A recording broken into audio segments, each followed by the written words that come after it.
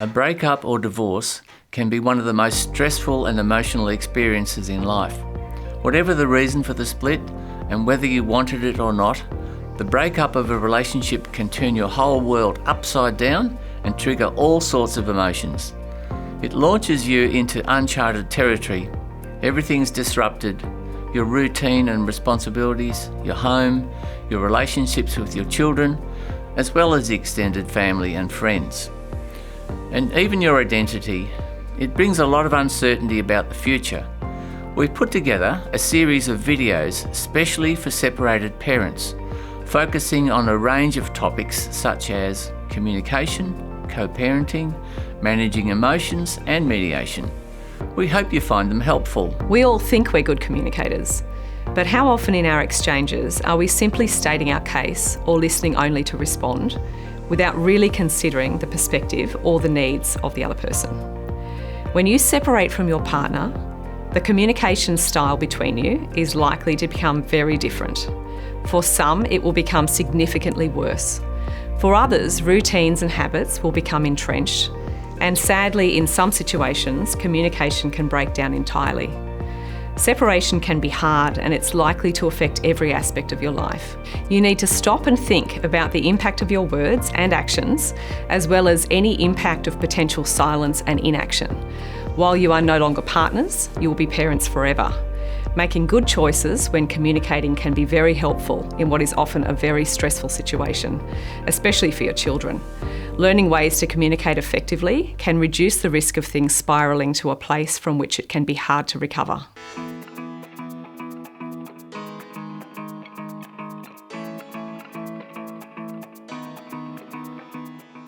It sounds so obvious, but it's worth pointing out that communication is about both speaking and listening. So much of how we hear and respond is based on other information that influences what we share, both incoming and outgoing. Imagine these influences as a filter through which our messages change or transform or are misinterpreted. It's noise that interrupts and can distort what we share. Our filters can range from that day's weather to bad traffic, all the way through to differing values and to years of conflict and heartache with the other parent. In turn, we encode and decode the meaning of our shared messages based on our experiences, our history, our stories, and our expectations. Imagine a relatively benign message of, "I'm on my way." How different might that sound if we joined it with an assumption of the other person lying, such as, "He's not on his way." As if. Frustration of being stuck in traffic on the way home from work. "I'm on my way." If only it was that easy. You've got no idea. A history of evidence that adds embellishment. "I'm on my way." Yeah, but I bet you haven't remembered to pack their pyjamas. Can you see how a straightforward message can be interpreted into something of your own creation? It's a toxic mess that leads to misunderstandings, assumptions, mind reading, and of course, miscommunication. Communication between couples, either in conflict or in good times, can become predictable and consistent. We imagine we know exactly what the other person will say. We believe we know exactly what the other person means. Without even thinking about it, we react instinctively. But what if we paused for a moment, took a breath, and considered doing something different? What if we chose to reconsider the meaning we make of the messages that we receive? What if we chose to respond in a way that might change the course of our well-trodden communication paths? What if our response to "I'm on my way" was, Okay, see you soon. we have no control over the other parent's actions, but you can control your own thoughts and your actions and responses. That in turn may well influence the communication between you. Assertive communication is one of the tools that can really assist with ensuring that the messages you send are clear and easily understood. It is being mindful of your own needs as well as those of the other parent. It is respectful and supports clear and firm intentions. It allows you to influence the exchange of information with another person and shouldn't be confused with aggression. Aggression has little respect for the other and muddies your intentions. There are 3 main communication styles: passive communication, which puts the other person's needs first; aggressive communication, which does not consider the needs of others; and assertive communication, which values both parties. Let's look at these styles a little more closely. We are both worthy.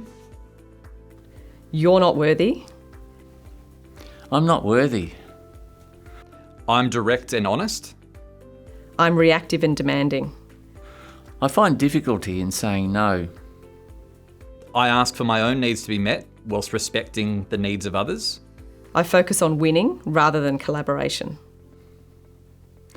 I place other people's needs before my own. I take responsibility for my own needs and feelings. I blame and shame others. My style undermines individual rights and confidence. I can express needs and feelings. I undermine the rights and confidence of others. I have no limits or boundaries regarding the behaviour of others. I listen and consider others' opinions. I have no or little consideration for the feelings and opinions of others. I'm easily taken advantage of. I work with others to find a mutually acceptable solution. I encourage others to respond aggressively or passively. I avoid conflict.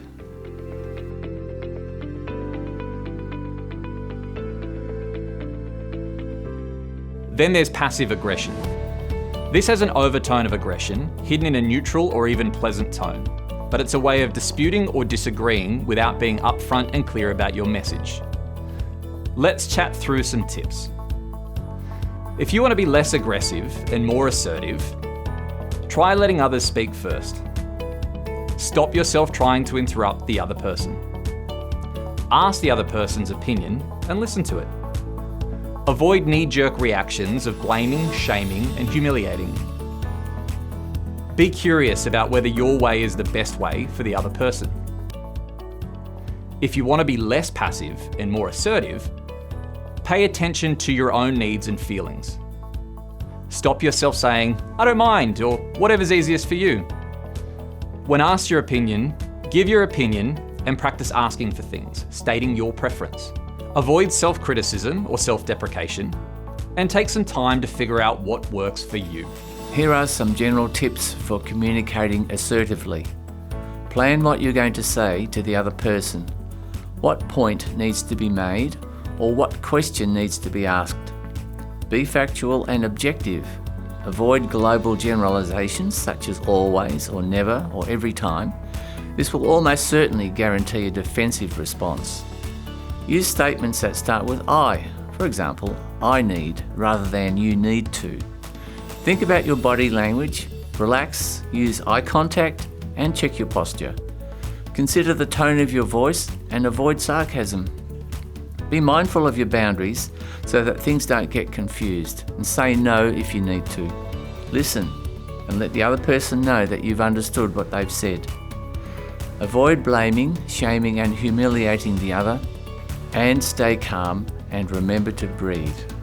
At a time when you're likely to be overwhelmed and emotional, it really is worth considering and even planning in advance how you want to communicate with the other parent. You have a choice. Learning new ways to speak with each other provides opportunities for your children to consider their own relationship with the two of you, and it provides valuable role modelling for them. Make a decision to focus on the big picture. We don't always communicate effectively all the time. There'll be times when you get it wrong, there'll be times when you get it right. There'll be times when you wish you'd done things differently. The other parent may not be making the same effort, and you wonder, what's the point? But effective communication from you is in your control. You can make choices about your responses and your actions, and these choices can support a safe and healthy space for your kids. There's lots of information available that should give you the support you need. We've made a list of these resources as well as some really good parenting courses. Learn more about how we can support separated families. Contact us today.